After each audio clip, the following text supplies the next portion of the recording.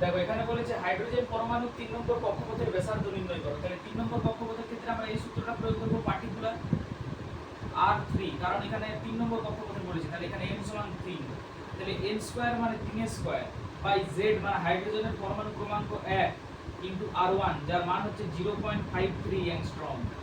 তার মানে কি পেলাম 9 ইনটু 0.53 অ্যাংস্ট্রম। এটাই হবে হাইড্রোজেন পরমাণু 3 নম্বর কক্ষপথের ব্যাসার্ধ।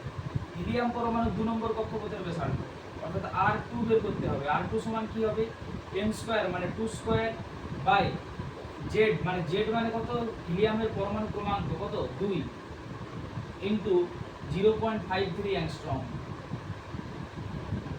তাহলে উপরে দুটো 2 আর নিচে একটা 2, তাহলে একটা 2 থেকে যাবে 0.53 ইনটু 2 অ্যাংস্ট্রম। এটাই হবে হিলিয়াম পরমাণু 2 নম্বর কক্ষপথের ব্যাসার্ধ।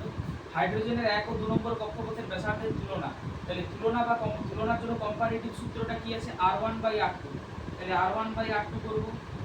হাইড্রোজেনের 1 নম্বর ও 2 নম্বর কক্ষপথের ব্যাসার্ধের তুলনা, তাহলে n1 স্কয়ার, n1 কত 1, তাহলে 1 এর square by n2 square, n2 কত এখানে 2, তাহলে 2 এর স্কয়ার ইনটু z2/z1 অর্থাৎ এর যেটা পরমাণু ক্রমাঙ্ক এবং এর যেটা পরমাণু ক্রমাঙ্ক, এর পরমাণু ক্রমাঙ্ক উপরে উঠে যাবে, আর যেহেতু হাইড্রোজেন পরমাণু তাহলে দুটোই 1, তাহলে 1/4।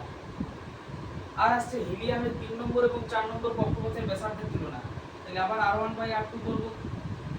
R1/R2 করলে কি আসবে 3 এবং 4 নম্বর কক্ষপথের তুলনা, তার মানে n1 স্কয়ার মানে 3 স্কয়ার বাই n2 স্কয়ার মানে 4 স্কয়ার ইনটু এবার হিলিয়ামের 3 নম্বর এবং 4 নম্বর কক্ষপথে, তাহলে হিলিয়ামের মানে কি দুটোই 2, তাহলে 2/2, তাহলে কেটে যাবে, তাহলে 9/16।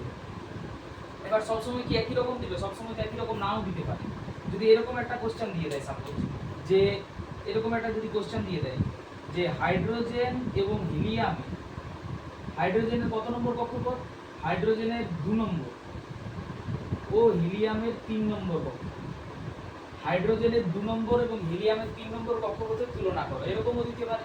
তাহলে সেক্ষেত্রে ওই কম্পারেটিভ সূত্রটাই কাজে লাগবে, R1/R2 = n1 স্কয়ার মানে হাইড্রোজেনের ক্ষেত্রে 2, তার মানে 2 স্কয়ার বাই n2 স্কয়ার, হিলিয়ামের ক্ষেত্রে 3 মানে 3 স্কয়ার ইনটু হিলিয়ামের যেটা পরমাণু ক্রমাঙ্ক সেটা উপরে যাবে, z2/z1 হয়, তাহলে হিলিয়ামের পরমাণু ক্রমাঙ্ক 2 আর হাইড্রোজেনের পরমাণু ক্রমাঙ্ক 1, তাহলে 4 ইনটু 2/9, তার মানে 8/9।